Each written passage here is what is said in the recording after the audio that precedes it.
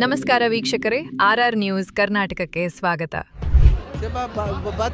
ಬಂದು ಇಲ್ಲಿ ಬರೋದೇ ಒಂದು ಖುಷಿ ಆಗುತ್ತೆ. ಸಾಗರಕ್ಕೆ ಬರೋದು ಅದು ಗೋಪಾಲಕೃಷ್ಣ ಅವ್ರು ಇರೋದವರೆಗೂ ಅದು ಆರಾಮ ಬರ್ತಾ ಇರ್ತೀವಿ. ಒಂದು ಆತ್ಮೀಯತೆ ಅವಾಗ ನಮ್ಮನ್ನ ಕರ್ಸ್ಕೊತಾ ಇರೋದು ಅಮ್ಮ ನಿಜ ನಮ್ಮ ಪುಣ್ಯ ಅಂತ ಭಾವಿಸ್ತೀವಿ.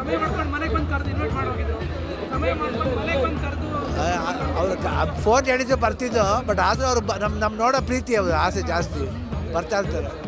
ಬಟ್ ಖುಷಿ ಆಗುತ್ತೆ ಬರೋದು. ಖುಷಿ ನೋಡಿ, ಹಿಂದಿನ ಸಾರಿ ಸಂಪುಟ ಸಭೆ ಇರೋದ್ರಿಂದ ಬರಲಿಕ್ಕಾಗಿಲ್ಲ. ಇವತ್ತು ಶಿವಣ್ಣರಿಗೆ ನಾವು ಮದಣ್ಣವ್ರು ಹೋಗಿ ಕಾರ್ಡ್ ಕೊಟ್ಟು ಬಂದಿದ್ದೀವಿ. ಅವರು ತಾಯಿ ಆಶೀರ್ವಾದ ಪಡೆದು ಹೋಗಬೇಕು ಅಕ್ಕನಿಗೆ ಹೇಳಿದ್ದೀವಿ. ಇವತ್ತು ಬಂದು ತಾಯಿಯ ದರ್ಶನ ಪಡೆದು ಹೋಗಿದ್ದಾರೆ. ಶಿವಣ್ಣವರು ಇದೇ ಥರ ಎನರ್ಜಿಕ್ ಆಗಿ 100 ವರ್ಷಗಳ ಬಾಳಬೇಕು ಅನ್ನೋದು ಆ ದೇವಿಯಲ್ಲಿ ನಾನು ಸಹ ಬೇಡ್ಕೊಳ್ತೇನೆ. ಅವರು ಚೆನ್ನಾಗಿರಬೇಕು.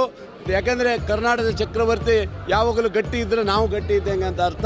ಹಾಗಾಗಿ ತಾಯಿ ಸಂಪೂರ್ಣ ಆಶೀರ್ವಾದ ಶಿವಣ್ಣಗೆ ಗೀತಕ್ಕೆ ಕೊಡಲಿ ಅಂತ ಹೇಳ್ತಾ ಭಾಳ ಖುಷಿ ಆಯಿತು. ಇವತ್ತು ಕರೆದಾಗ ತಕ್ಷಣವೇ ಬರ್ತೀನಿ ಅಂತ ಹೇಳಿದರು. ಇದು ಒಟ್ಟು 9 ದಿವಸ ಜಾತ್ರೆ ಇದು. ಹಾಗಾಗಿ ಮೊನ್ನೆ ಸ್ಟಾರ್ಟಿಂಗ್ ಭಾಳ ಜನ ಬಂದಿದ್ದರು. ಹೋದ ವರ್ಷಕ್ಕಿಂತ ಈ ವರ್ಷ ಮತ್ತೆ ಡಬಲ್ ಜನ ಬರ್ತಾ ಇದ್ದಾರೆ. ಒಟ್ಟು ತಾಯಿಯ ದರ್ಶನ ಮಾಡೋಕ್ಕೆ ಬೆಂಗಳೂರು ಅತ್ಯಂತ ಬರ್ತಾ ಇದ್ದಾರೆ. ಭಾಳ ದೊಡ್ಡ ಮಟ್ಟಕ್ಕೆ ನಡೀತಾ ಇದೆ. ಎಲ್ಲ ವ್ಯವಸ್ಥೆ ಮಾಡಿದ್ದೀನಿ. ಭಾಳ ಸುಂದರವಾದಂಥ ವ್ಯವಸ್ಥೆ, ಎಲ್ಲ ವ್ಯವಸ್ಥೆಯನ್ನು ಮಾಡಿಟ್ಟಿದ್ದೀವಿ. ಸ್ಪೆಷಲ್ಲು ಎಲ್ಲದೂ ಬಿಟ್ಟಿದ್ದೀವಿ. ಬಸ್ಸು, ಟ್ರೈನು ಎಲ್ಲ ಬಿಟ್ಟಿದ್ದೀವಿ. ಹಾಗಾಗಿ ಯಾವುದೇ ಸಮಸ್ಯೆ ಇಲ್ಲ. ಸ್ವಲ್ಪ ಜನ ಜಾಸ್ತಿ ಆಗಿದ್ರೆ ಬಿಟ್ಟರೆ ಬೇರೆ ಏನಿಲ್ಲ.